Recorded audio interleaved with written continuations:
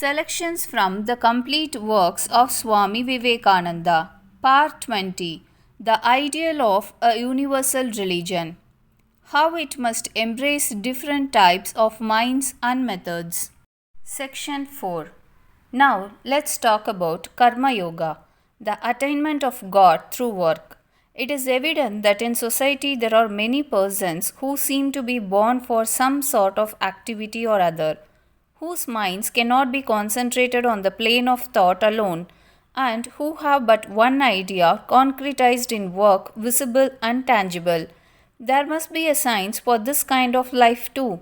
Each one of us is engaged in some work, but the majority of us fritter away the greater portion of our energies because we do not know the secret of work.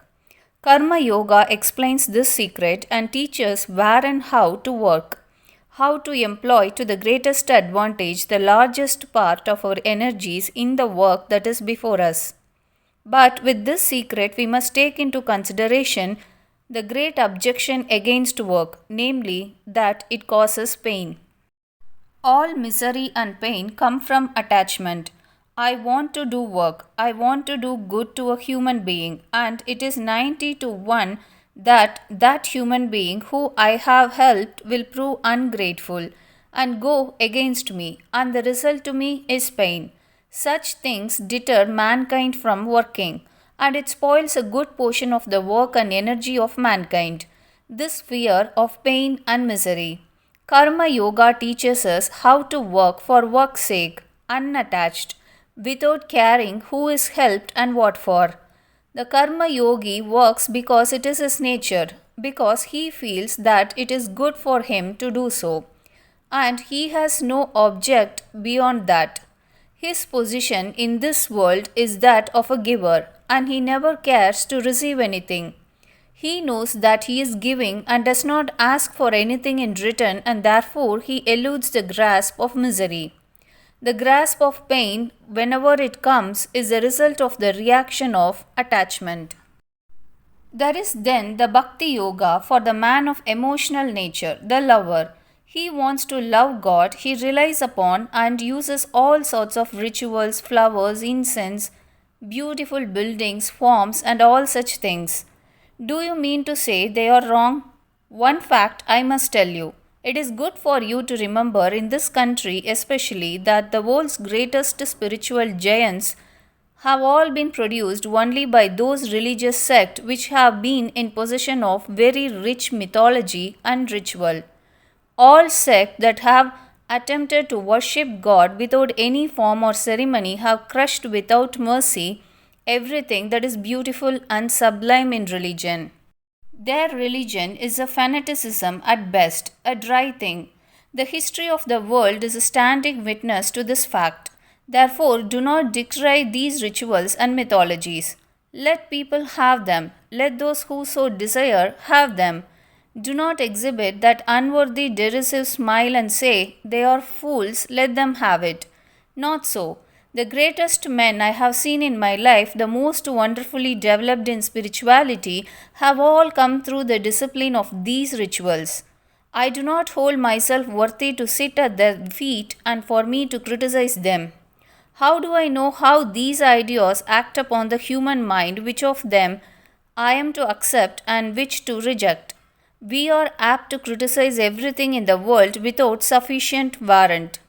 Let people have all the mythology they want, with its beautiful inspirations, for you must always bear in mind that emotional natures do not care for abstract definitions of the truth.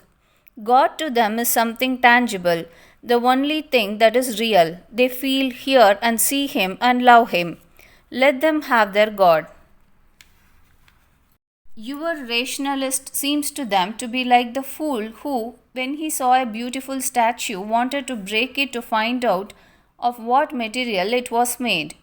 Bhakti Yoga teaches them how to love without any ulterior motives, loving God and loving the good because it is good to do so, not for going to heaven, not to get children, wealth, or anything else. It teaches them that love itself is the highest recompense of love, that God Himself is love. It teaches them to pay all kinds of tribute to God as the Creator, the omnipresent, the omniscient, Almighty Ruler, the Father, and the Mother. The highest phrase that can express Him, the highest idea that the human mind can conceive of Him, is that He is the God of love. Wherever there is love, it is He. Wherever there is any love, it is He. The Lord is present there. Where the husband knows the wife, He is there in the love. Where the mother kisses the child, He is there in the kiss.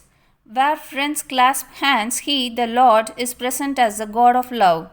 When a great man loves and wishes to help mankind, He is there giving freely His bounty out of His love to mankind. Wherever the heart expands, He is there manifested. This is what the Bhakti Yoga teaches. We lastly come to the Jnana Yogi, the philosopher, the thinker, he who wants to go beyond the visible. He is the man who is not satisfied with the little things of this world. His idea is to go beyond the daily routine of eating, drinking, and so on. Not even the teachings of thousands of books will satisfy him. Not even all the sciences will satisfy him. At the best, they only bring this little world before him. What else will give him satisfaction?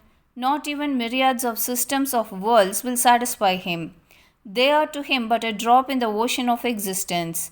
His soul wants to go beyond all that into the very heart of being by seeing reality as it is, by realizing it, by being it, by becoming one with that universal being. That is the philosopher. To say that God is the father or the mother, the creator of this universe, its protector and guide, is to him quite inadequate to express him. To him, God is the life of his life, the soul of his soul.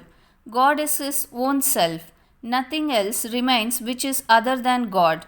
All the mortal parts of him become pounded by the weighty strokes of philosophy and are brushed away. What at last truly remains is God himself. Upon the same tree there are two birds, one on the top, the other below. The one on the top is calm, silent, and majestic, immersed in his own glory. The one on the lower branches, eating sweet and bitter fruits by turns, hopping from branch to branch, is becoming happy and miserable by turns. After a time, the lower bird eats an exceptionally bitter fruit and gets disgusted and looks up and sees the other bird. That wondrous one of golden plumage, who eats neither sweet nor bitter fruit, who is neither happy nor miserable, but calm, self-centered, and sees nothing beyond his self. The lower bird longs for this condition but soon forgets it and again begins to eat the fruit. In a little while he eats another exceptionally bitter fruit which makes him feel miserable, and he again looks up and tries to get nearer to the upper bird. Once more he forgets, and after a time he looks up, and so on and on. This goes again and again until he becomes and coming very near to the beautiful bird and sees the reflection of light from his plumage playing around his own body, and he feels a change and seems to melt away. Still nearer he comes, and everything about him melts away, and at last he understands this wonderful change. The lower bird was as it were only the substantial looking shadow, the reflection of the higher. He himself was in essence the upper bird all the time. This eating of fruit sweet and bitter, this lower little bird weeping and happy by turns, was a vain chimera, a dream. All along, the real bird was there above, calm and silent, glorious and majestic, beyond grief, beyond sorrow. The upper bird is God, the Lord of this universe, and the lower bird is a human soul, eating the sweet and bitter fruits of this world. Now and then comes a heavy blow for the soul. For a time he stops the eating and goes towards the unknown God, and a flood of light comes. He thinks that this world is a vain show. Yet again the senses drag him down, and he begins as before to eat the sweet and bitter fruits of the world. Again an exceptionally hard blow comes, his heart becomes open again to divine light. Thus gradually he approaches God, and as he gets nearer and nearer he finds his old self melting away. When he has come near enough, he sees that he is no other than God, and he exclaims, "He whom I have described to you as the life of this universe, as present in the atom and in the suns and moons, He is the basis of our own life, the soul of our soul. Nay, thou art that. This is what this Jnana Yoga teaches. It tells man that he is essentially divine. It shows to mankind the real unity of being and that each one of us is the Lord God Himself manifested on earth. All of us, from the lowest worm that crawls under our feet to the highest being to whom we look up with wonder and awe, all are manifestations of the same Lord. Lastly, it is imperative that all these various yogas should be carried out in practice. Mere theories about them will not do any good. First, we have to hear about them, then, we have to think about them. We have to reason the thoughts out, impress them on our minds, and we have to meditate on them, realize them, until at last they become our whole life. No longer will religion remain a bundle of ideas or theories, nor an intellectual assent.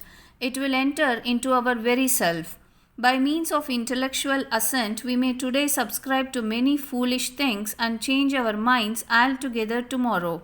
But true religion never changes. Religion is realization, not talk, nor doctrine, nor theories, however beautiful they may be. It is being and becoming, not hearing or acknowledging. It is the whole soul becoming changed into what it believes. That is religion.